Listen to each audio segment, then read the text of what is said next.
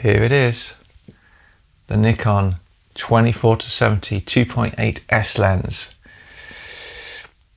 Mark 1 of course, and it's already old now, so outdated. I didn't realise it's been around 6 years since it's been made, because we have no affiliates with Nikon or any of the brands really, so we just say what we think, and I think the internet and YouTube need that. And I've seen a lot of reviews, the usual YouTubers reviews, and well, the promotions more than reviews of course. They have affiliates with the brands. I've tried and read the subtext of what they're trying to say. So I want to break through and give kind of an honest opinion about where this fits for me or for other people. So it has a lot, the new lens, the new Mark II version has a lot of changes, but how do those changes translate into actually effective usefulness for taking photography or video? And that's what I'm kind of trying to get through in this video. How much of an improvement is it over this lens, which is already fantastic already? So if it isn't broke, don't fix it. Intros are the hardest part of these videos. So yeah, this is the 24-70 2.8 Mark 1 now, of course, because the Mark II is out. Redundant, useless, may as well throw it away, recycle it, no one will want it. It's even got those rubbish LCD screens on. Standout features of the new one is the internal zoom. So instead of it going like that, which is quite a hefty protruding zoom range, isn't it, when it comes out? But to be honest, it's never bothered me. It's fine. 70-200 does have an internal zoom, and obviously it's really nice. It's nice to use, but the problem is it's a lot longer. So the newer lens is longer than this to start with. I think it's, you know, a good few centimeters longer permanently. And while that might come in problems for when it fits in your bags, because this just about fits in my bag in certain bags in certain positions. Of course, the new lens is a few 100-gram lighter as well, which is nice because lighter is always better. Nikon have not always tended to go lighter with their premium lenses. But for me, the 24-70 2.8 already does a fantastic job of what its focal length and its aperture. For me, I've never had a problem with it. It's razor sharp.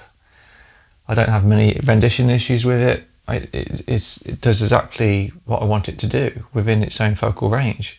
Of course, this is the old one. Now, this is the old F-mount 24-70 2.8 G. Of course, yeah, it's a big improvement over the G version. You can see the size and the zoom. How much does this zoom out? I can't remember. Oh, not that much. But yeah, it was a noticeable improvement when I went from the G to the Z-mount version in pretty much every way. People who follow this channel know I've recently integrated Sony for, well, this is light already. This feels light. The 28-70 f2.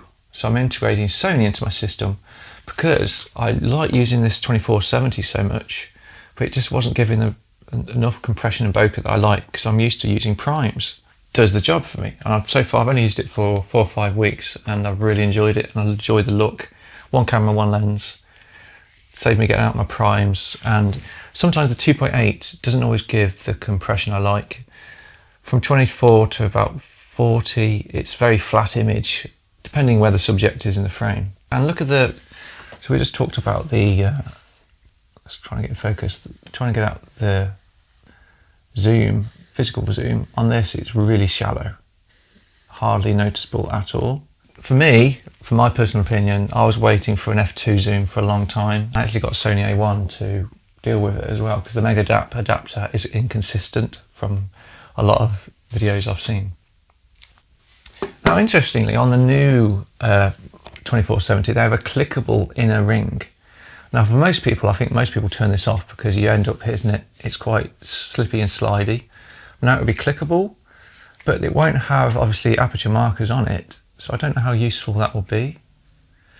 It has the new Mark II version has a lot of features which videographers would make use of, especially because Nikon bringing out features for the red element of their videography spectrum.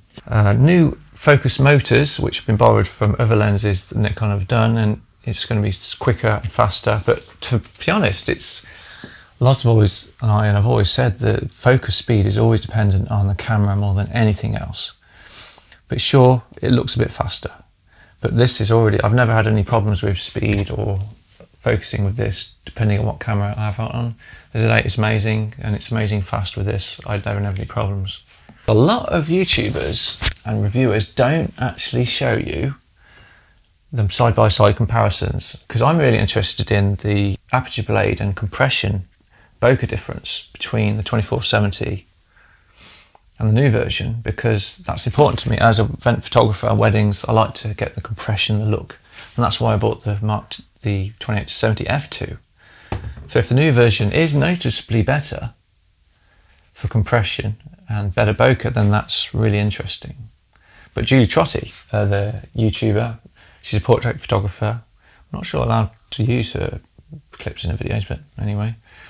She shows them side by side, which most YouTubers don't do, and I couldn't tell much difference at all. Price. Now, price is always the biggest factor in these things, isn't it? So I've just looked up today's prices making this video. So the new lens is £2,600, which is fair. I think that's a fair price now for a new professional line lens of that type. But this one is still available to buy, obviously, £2,100. So that's £500 different. I think if I was starting again on new prices, I would jump to the new version. Of course you would. But of course, the used market is the biggest area where I buy my lenses. So I found this Mark 1 version for £1,400. So that changes things, doesn't it? So it's over £1,000 cheaper than the new lens at new price, because obviously there won't be any used ones for 6 months to a year. Of course the jury's out. I haven't used it. Not many people have. And the preview videos show they probably just used it for one quick session and then compared results quickly. I think over time we will see the real lens elements of the new lens come through, and how useful and different it is from the Mark 1 version. Because we have no affiliates with Nikon or any of the brands really. So we just say what we think. And I think the internet and YouTube need that. So yes, subscribe to our channel, maybe become a member as well. Because one of the most videos I'm proud of at the moment is Laz and I discuss camera brand's biggest secret, or is it? And I think it's the biggest deciding factor of what camera users decide between.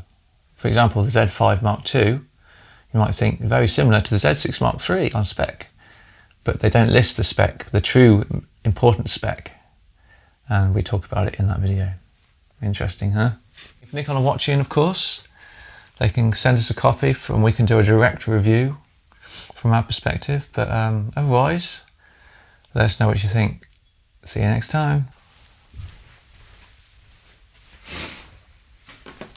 Oh man, this desk is so messy. This is the reality of a real photographer's studio and office. Stuff everywhere, boxes everywhere, lenses everywhere. I don't know how other people kit their studio and office spaces so clean and tidy all the time.